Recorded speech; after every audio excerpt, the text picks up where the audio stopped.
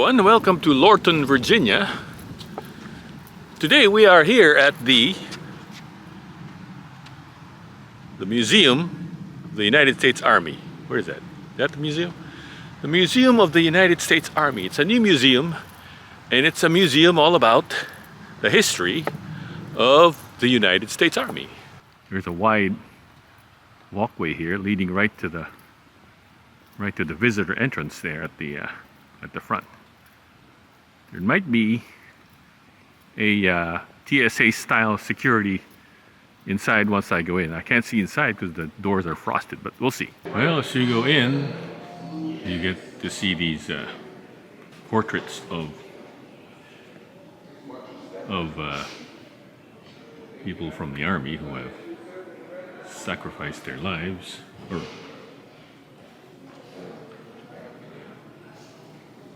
Oh, there's Audie Murphy. Look at this. Audie Murphy himself. The most decorated soldier of World War II. He's buried at Arlington National Cemetery. Audie Murphy. Later in his career, he became an actor, a famous actor. Yeah. Here's the... Hi. Oh, okay. Brochure? Yes, sir. All right. And I Thank can you. give you an orientation if you'd like it, or if you just go. No, it's okay. I think I was going around. Thank you. Appreciate it. There's some more Army heroes. Little brochure, little map and guide.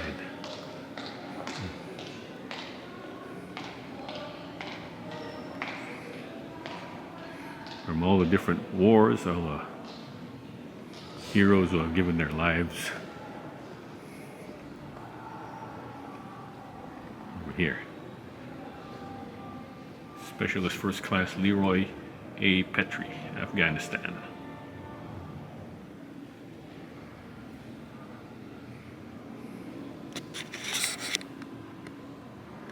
I am an American soldier. Here's a wall tribute. All the wars that the U.S. Army has fought in, starting with the Revolutionary War and ending down here with the War on Terrorism. And I'm standing on a giant crest of the United States Army, Department of the Army. That's the store over there. So we're walking through the Hall of Heroes. These people here, they won the Medal of Honor from all the different wars that that the United States Army has fought in. Here's a pack mule from all the different wars.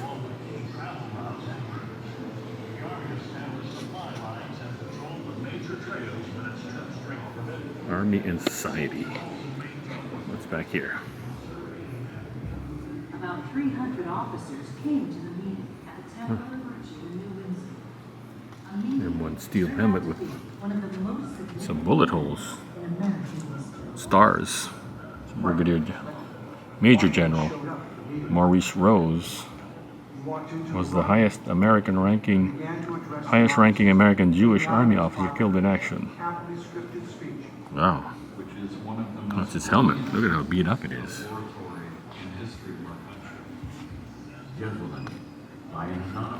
All right, let's go this way.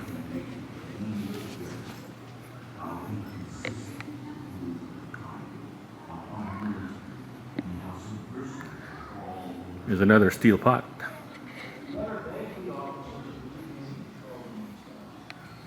Another steel pot helmet.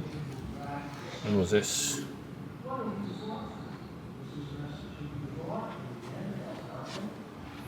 Ida M. Kidd wore this helmet. The steel pot helmet. It's a Medal of Honor. CMH. Awarded to PFC Sadao Munimori. Leapt on a live grenade to protect his comrades. And so he was rewarded the Congressional Medal of Honor. This one small The officers rebellion promptly died. Oh, eagle's headdress. Unanimously resolved to express confidence in Congress and their country. Here are the famous posters from World War II. Famous posters from World War II up here.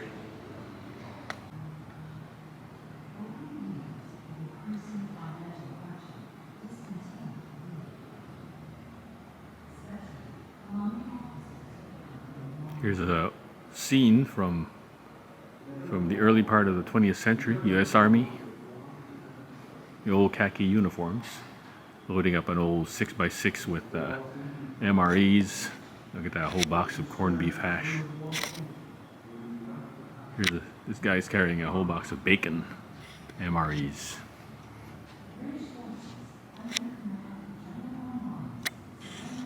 It's a 1911, Again, a free docent-led tour made by is the Remington line Rand. 115. Thank you Huh, and enjoy Remington your Rand. Well, they made typewriters, but then during the war, he started making weapons like in 1911. I didn't know a company other than Colt made 1911s, I guess. Remington Rand did too. Here's one of their typewriters. And here's one of their 1911s. Different helmets that were used, or hats, headgear, medical corps engineers, and the model 1917 steel pot. Oh.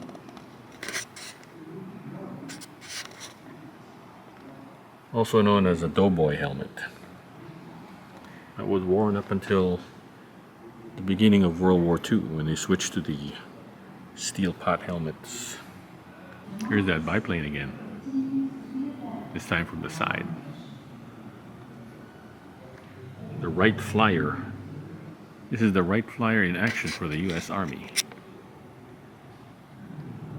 You see the Wright brothers pointing here. There's the Army in the media with Hollywood. There's an Oscar. Who was that given to? Can't see. Anyway, here's a poster of To Hell and Back with Audie Murphy. As I mentioned earlier, Audie Murphy was a war hero. Went home and became an actor. And To Hell and Back is like his autobiography, where he played himself. It's a great movie, you should watch it. Here's some Army comic books with Beetle Bailey.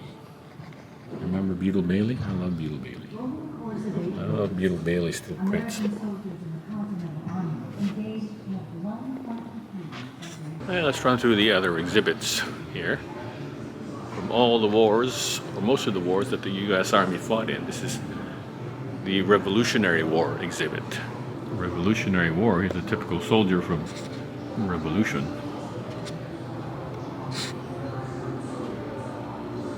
His gear, his kit, and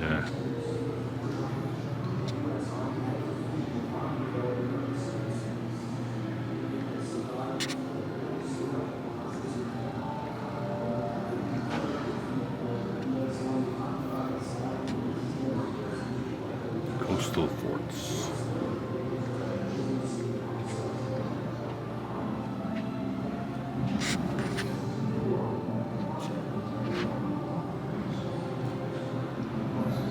Congressional Gold Medal. Presented this gold medal to Major General Winfield Scott for gallantry and conspicuous service at the battles of Chippewa and Niagara in 1814.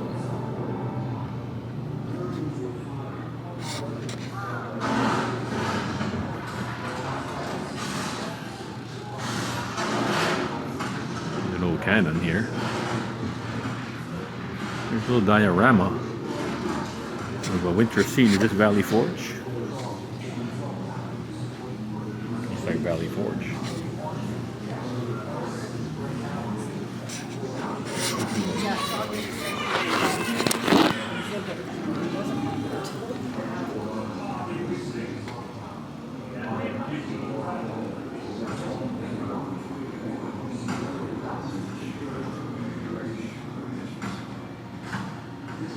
dilemma of duty. These are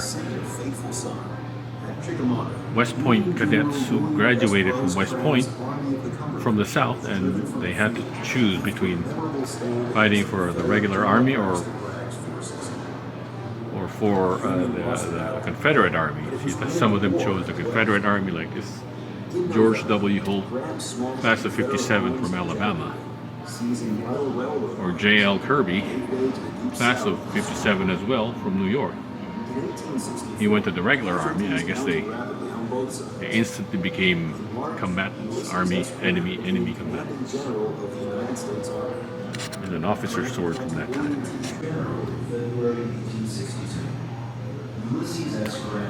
Civil War exhibit. It's the fire exit over here. More army uniforms. Cavalry hat. U.S. Cavalry.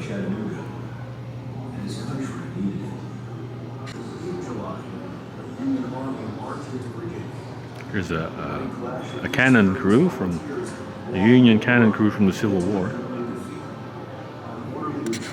Confederate flag carried by troops from the Army of Tennessee, and a Confederate sword and gauntlets.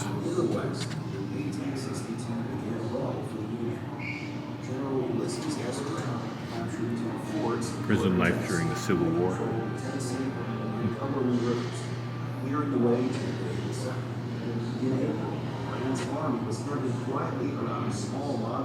We're getting into the more modern wars now. War with Spain, Spanish-American War.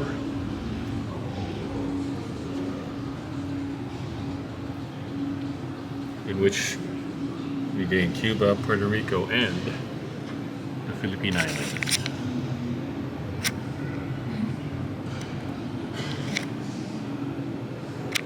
The Philippines was a Spanish colony for 300 years until the U.S. Army came along and took it from them.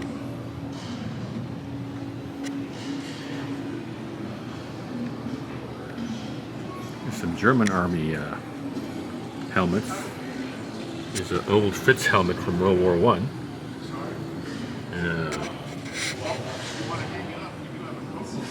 An 1885 helmet, commonly known as a Pickelhaube helmet.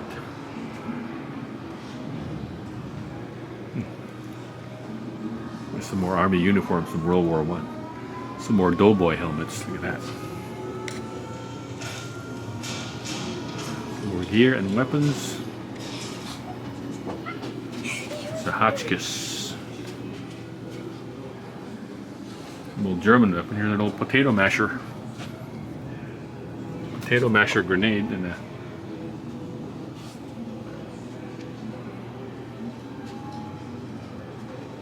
it's a British Lewis machine gun, and here's a .30 caliber bolt action rifle from World War I. Here's another 1911. This is a French helmet, isn't it?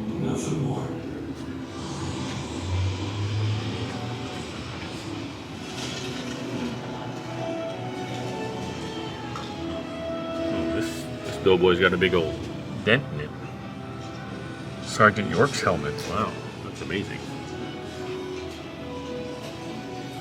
Some more gas masks. Here. And we're coming up to this exhibit here. Battle scenes. The time for rest is ended. Though still weary, we press back toward the front. Will this war ever end? World War I. U.S. troops in World War I. Here's more World War I tank. It's a French FT-17 tank.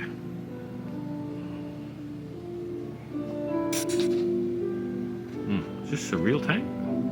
I think so.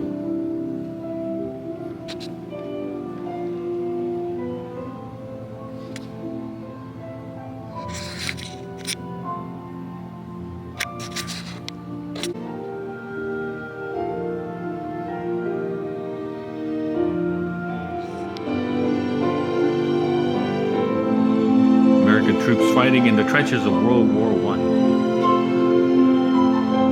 Looks like a German position that was overrun. See, cannons pointing that way. That means they overran the German position, and now the Germans are on the run, and they're chasing after them. More sandbags. I don't know if this is real sand. Well, it's real sand, but it's been hardened. I was spellbound by the fact that here I was, actually going to war. What was the point?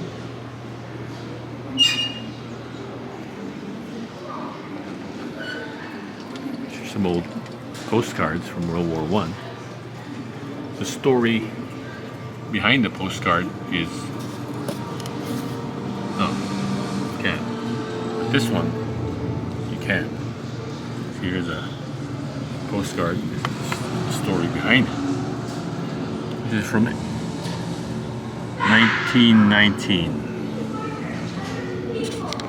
Maybe mortar rounds. It's a big mortar round. More mortar rounds.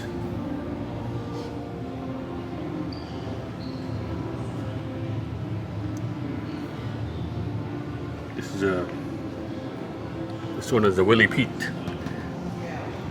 round, white phosphorus. Look at that. White phosphorus is like a dust that when ignited, it turns into a burning, it spreads around and turns into a burning dust that burns your skin. And they got a lot of enemy troops with that. There's a 40mm anti-aircraft round there. 75mm anti-aircraft round there.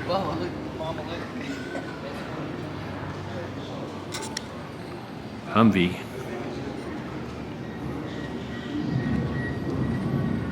This is a Hummer. The military version of the Humvee, of course. Then it became so popular, they decided to make a civilian version. One of the more famous owners of the civilian version of the Humvee was Arnold Schwarzenegger. The Humvee had armor plating here down in the floor here, so that if they would hit a landmine or some kind of booby trap, they would be better protected.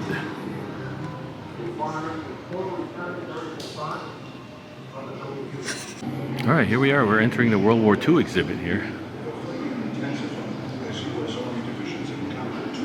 Here's a paratrooper.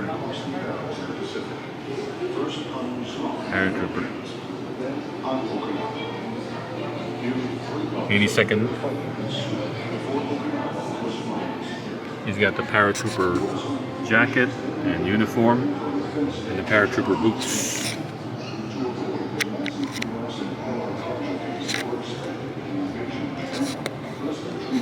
You got a Thompson too. Tommy gun. That thing on his shoulder, that's the thing they wear to indicate if the enemy was using poison gas. It usually covers the whole shoulder, but this one is only part of it now, just not complete.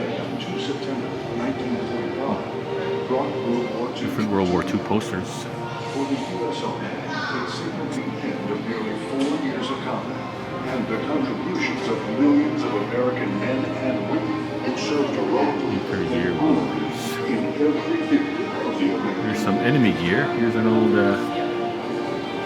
old Fritz helmet. German Fritz helmet, a Japanese helmet with some officer swords from Japan. Yo, wait. That's like The uniforms at the beginning of the war, as you can see, they still wore their old doughboy helmet. There's an Alamo Scout. Alamo Scouts were elite troops who served in served in the Pacific.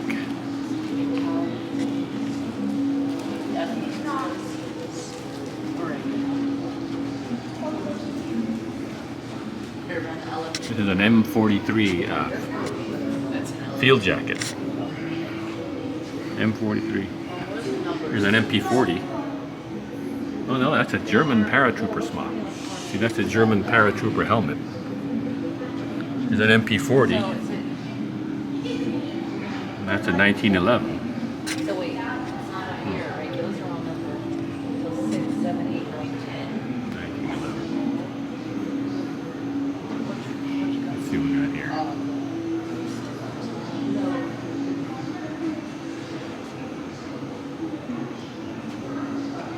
No, that's not these.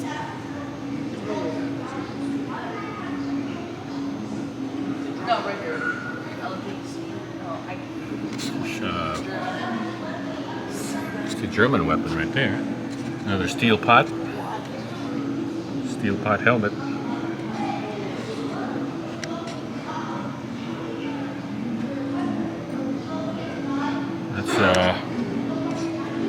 That's a German Sturmgewehr. Sturmgewehr assault rifle. 9mm. Like much of the German weapons back in the day. Only elite troops were issued the Sturmgewehr. Most of them were issued the Kar 98 bolt action rifle. This is another steel pot. Where's the steel pot from? I don't know. Well, here's a officer's uniform here, wool field jacket. Here's an Ike jacket. Here's an Ike jacket. An Ike jacket. Charles M. Schultz served in the Army. As we all know, Charles M. Schultz created Peanuts, comic strip, Snoopy.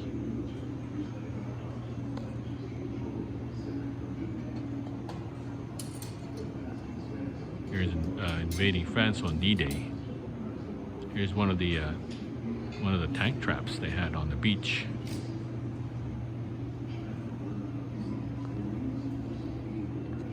Here's a steel pot. Steel pot from a paratrooper. Paratrooper had that special chin strap. In addition to the regular chin strap, and also paratroopers tore away pieces of their parachute to make scarves because the old wool uniforms were very itchy on the neck. So they tore away the silk, some of the silk parachute material to wear around their neck so it wasn't so itchy. Here's the theater of war on D-Day. As you can see, Omaha Beach is, which is Omaha. One of these is Omaha. Omaha in Utah, I think, and then Gold, Juneau, and Sword were the British beaches to the east. And here it is. This is an M1 Garand.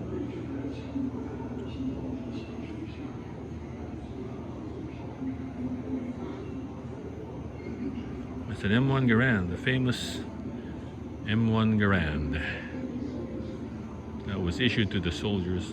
It was revolutionary because it was not a bolt action rifle. You put a clip of 8 rounds into the top, and then you pulled back the charging handle to put the first round in.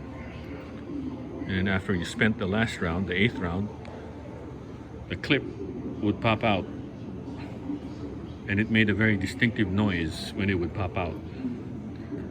Sometimes the Germans would listen for that noise, and they knew they were out of ammo and they had to reload. So, but sometimes the American soldiers, what they did was they had an empty clip, and when they were midway through one clip, they would drop the clip on the floor to fool the Germans into thinking they were out of ammo. And then when the Germans popped out to shoot them, thinking they were out of ammo, the Americans shot them. M1 Garand, there you go. Here's another hedgehog that they laid on the beach for to stop the tanks and other vehicles. Look at all these steel pots. Wow. Look at all these steel pots up here. Wow. Here's some more American weapons. Here's another Garand, M1 Garand. That's an M1 carbine. The M1 carbine is like a smaller version of the Garand. It was lighter and easier to carry, and it also took the same ammo, 30 caliber. Here's some more steel pot helmets.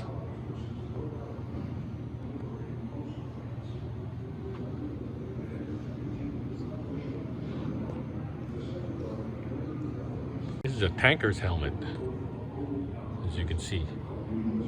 Here's all the different tanks. And the aviator wings that you wore when you were an aviator.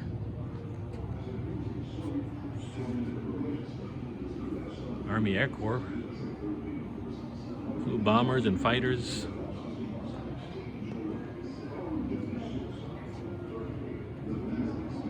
Cold weather.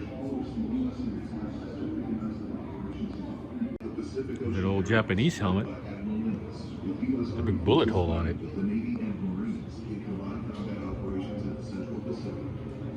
Here's a aviator jacket, flight jacket. There's another one. This is the Flying Tigers. Look at that. You can see the patch. Flying Tigers. That's the unit that Pappy Boyington was in.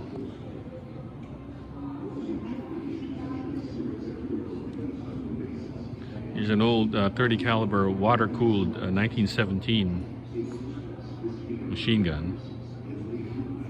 See this big barrel in the front, you fill that with water, and that cools the barrel. You'd have to replace the water once in a while, of course.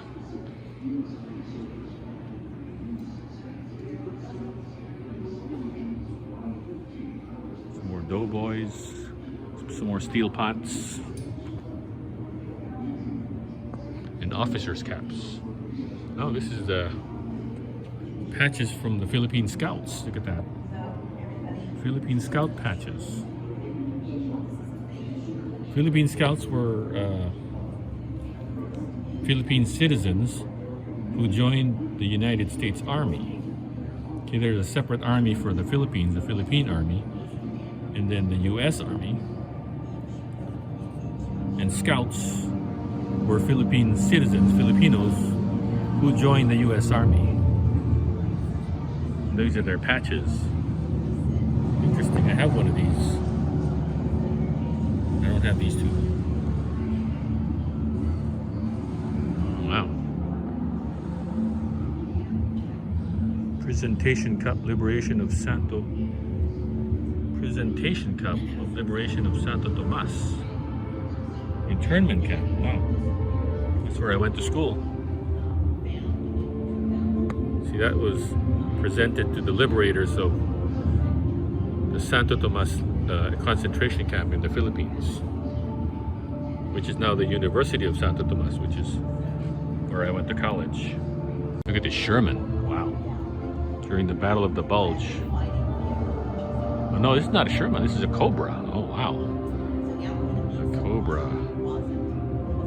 Cobra King. Wow. It's a little more armored than a Sherman.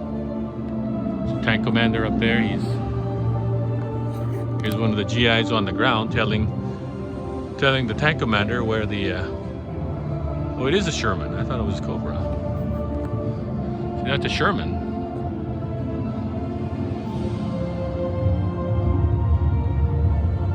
Here's a soldier on the ground telling the tank commander where the enemy is and to go shoot him. That's a Sherman, everybody. Sherman tank.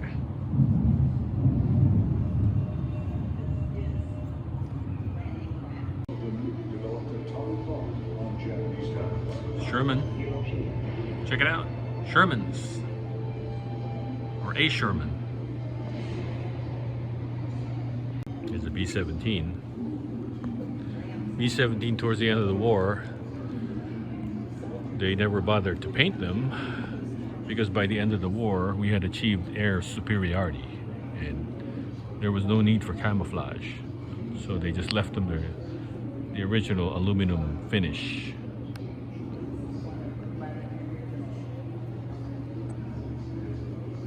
Here's a landing craft. And the soldiers boarding the landing craft from the ship. We got a medic up there. We got they're boarding the landing craft here from the ship.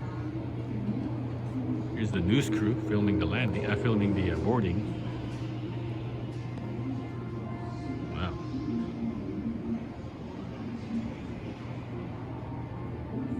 Yeah, that guy has his rifle wrapped in plastic. A lot of the guys had their rifles wrapped in plastic because they didn't want it to get wet. Because if you got moisture in the bolt action, it might not work.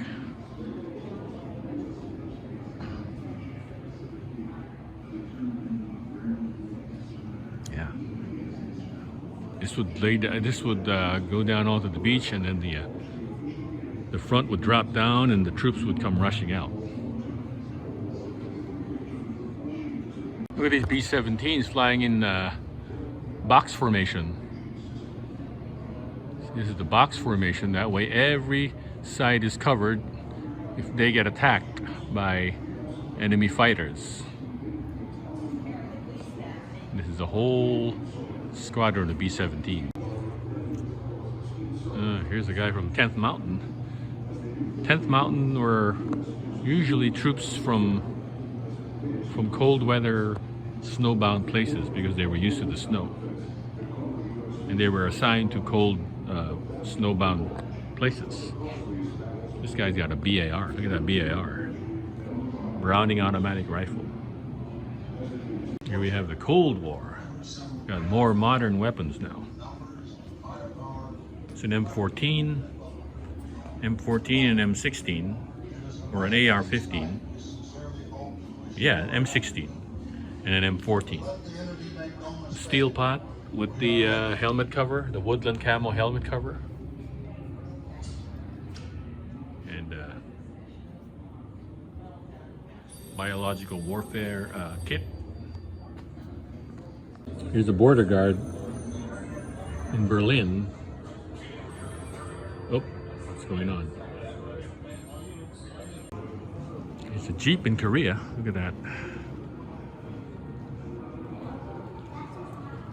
Korea Jeep. There we go.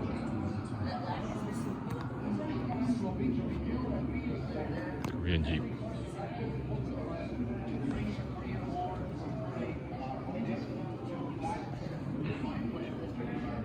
An old M1 carbine here. Uniforms. There's a bazooka with a bazooka shell. Some more Ike jackets. Anti-aircraft gun. It's a MASH unit. Look at that. It's Korean MASH unit, Mobile Army Surgical Hospital. There's a little cutout you can even see inside. There's a little chopper where the wounded come in. By 1949, U.S. forces had withdrawn. It's a MASH unit. How about that? But on June 25, 1950, That's a Huey. We're now in the Vietnam War era. Flight suits, helicopter pilot flight suits, and a helicopter pilot helmet. Some boonie cap. And a tropical type uniform.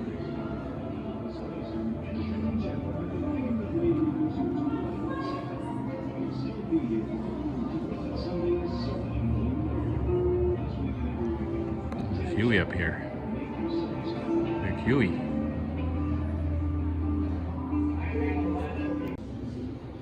There's a Huey.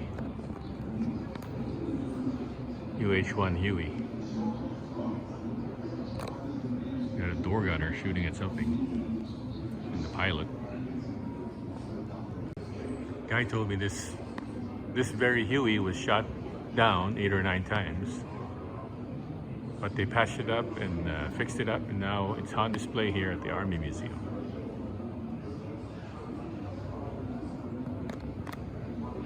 Here's a typical grunt. Got the M1 steel pot with the Mitchell helmet cover.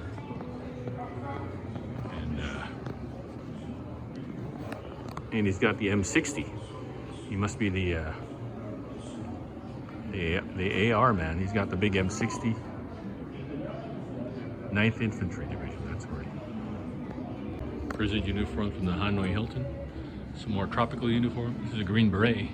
Special Forces. Special Forces Green Beret.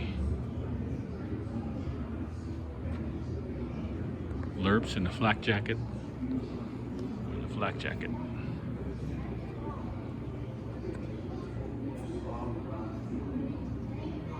Body armor. Look at these cartridges. Cartridge boxes. Are these real cartridge boxes? Looks like it. They cleaned it up and refurbished it. And just, Here's a piece of the Berlin Wall. Look at that.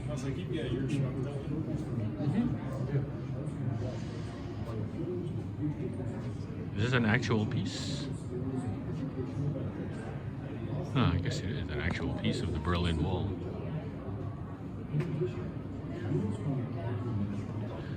Here's that famous picture of the East German soldier. He was defecting to the West. He ran over the barbed wire and ran over to the other side. Ronald Reagan, one of our greatest presidents. Here a headgear from helicopter pilot, steel pot, tanker, and an Iraqi tanker helmet with an Iraqi bayonet. Desert Storm helmets. Here are the different camo uniforms. This is the 6-color desert camo, also known as the chocolate chip. This is the 3-color desert camo, which the Army went to later. But both are the early examples of desert camo uniforms. This is a Bradley fighting vehicle. It's not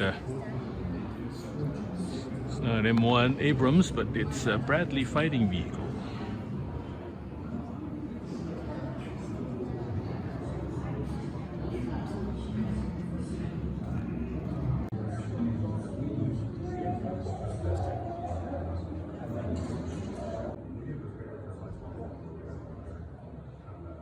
Corporal on patrol in Ramadi.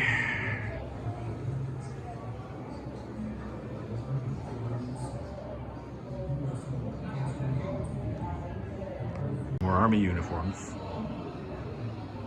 Or the 3-color desert camo and the flak vest cover. Helicopter pilot.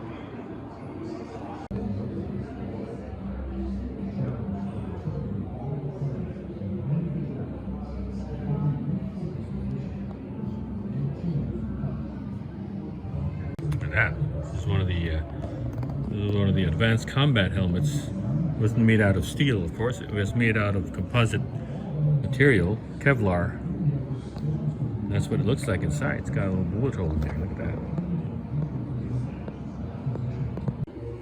There's another ACH helmet. You can touch this one.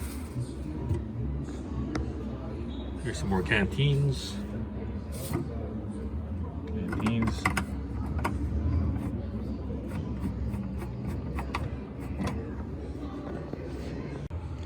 Here's the M1 Bradley fighting vehicle again. The Bradley here. What's that? Well, they got MRE, boxes of MREs back here and some rocket launchers back here. Some more MREs. Look at this one. So it's got a big hole, like a big shell passed right through it. We got tracks for the Bradley. Combat in Iraq's crowded urban Look areas at that. proved to be just as dangerous as taking fire in Afghanistan's detailed, huh? open terrain. Lethal improvised explosive devices buried beneath the streets and snipers hiding in guy's the low-lying officer. buildings were a constant threat He's, to American calling in an and airstrike, I coalition guess. soldiers.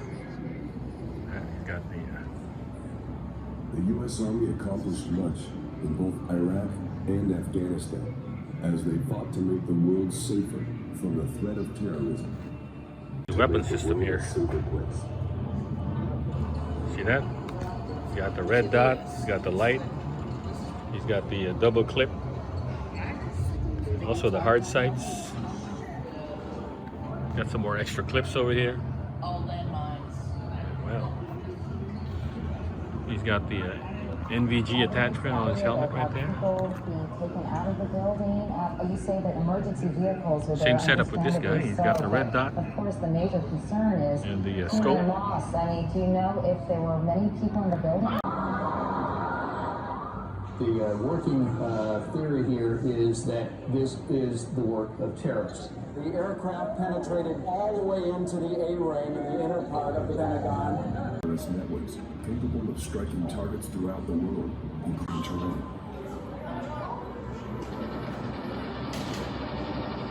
Afghanistan. Mama gonna some motorbike. War on terrorism Hey, you have the will expand motorbike? to another theater. These boots. Let's get out of this gentleman's way so he can too.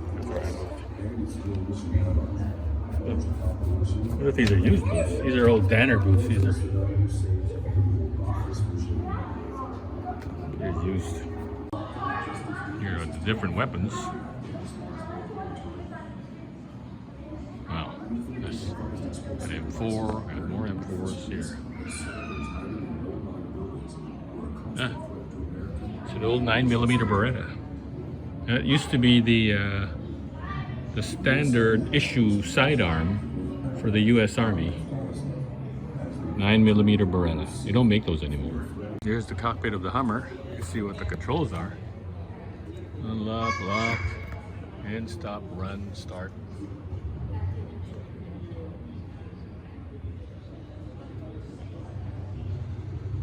Guess it's an automatic. See, you only got 2 pedals. Got the brake lever. Yeah, it's an automatic.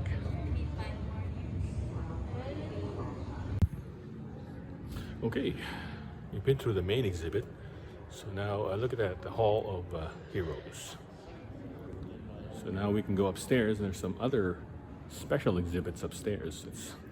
Let's go check it out. We're in the elevator, we're just going upstairs to the second floor. And here we are, the second floor. What's up here? Oh. Well, you get a great view of the bottom floor here. Let's go up here to the second floor. Oh, there's stairs. Here's the special exhibit that they have here.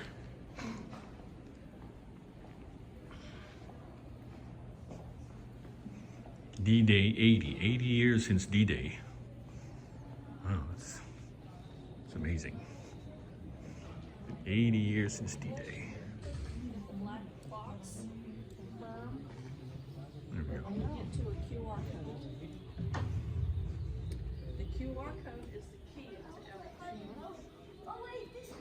There's the, look at that. It's the inside of a glider. This is what the glider that the airborne troops used. That's the inside. That's crazy. Has a QR code. So you hold it this way, click that button on the far left. I don't know if I still need a QR code, but we'll see. Boot into this particular scene. Now you're in the briefing room. Each person.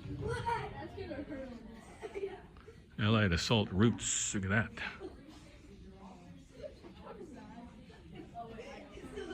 Here are the different beaches. Omaha, Utah, the American beaches. Gold, Sword, and Juno, the British and Canadian beaches.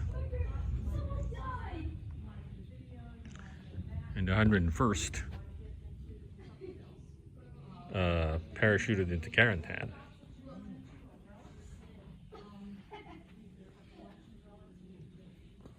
Here's a kit for a paratrooper. Look at that.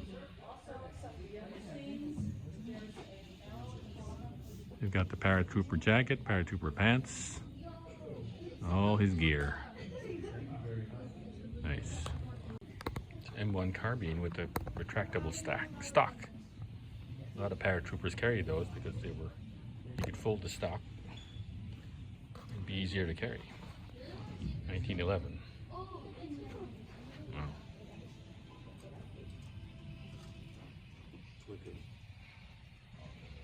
Out here we have the Medal of Honor Gardens, as you can see.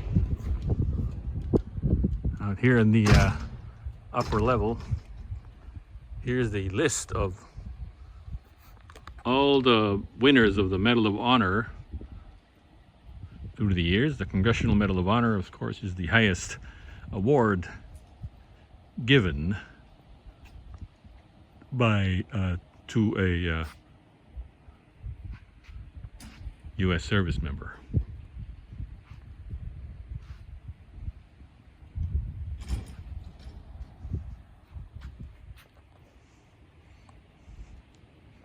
It's pretty quiet up here.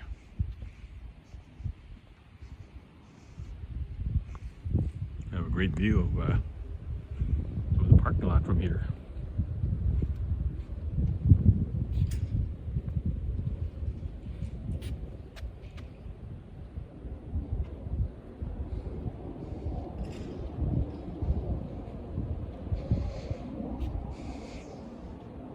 Let's see what kind of view we have up here. See, there's more to see over there, as you can see. There's the courtyard we just walked at. And there's the Remembrance Garden over here. Medal of Honor winners throughout the years. Up until Somalia. Gary Gordon, Randall Shugart. They died in Mogadishu in the Black Hawk Down incident. Afghanistan and Iraq. So Gary Gordon and Shugart and Randall Shugart won the CMH.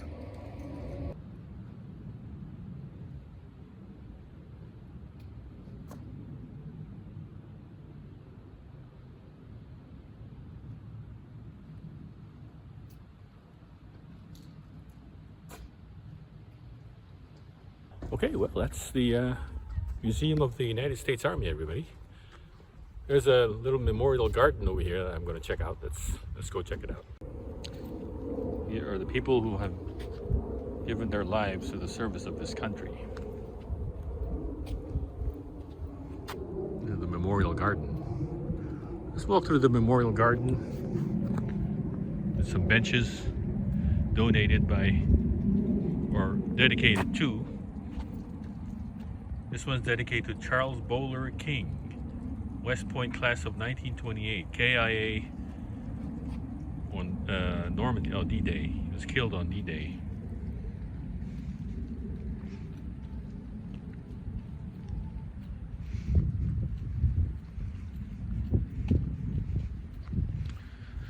It's a bit of a cold day, cloudy today. It's gonna rain, but not till later on.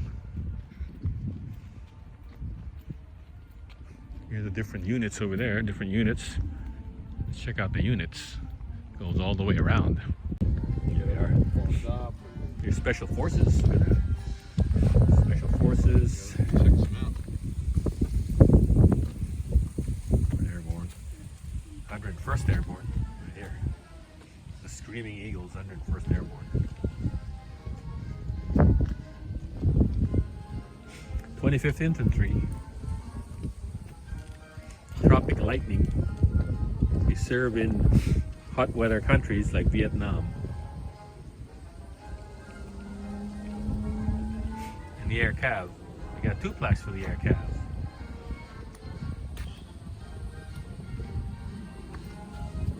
Some more Special Forces.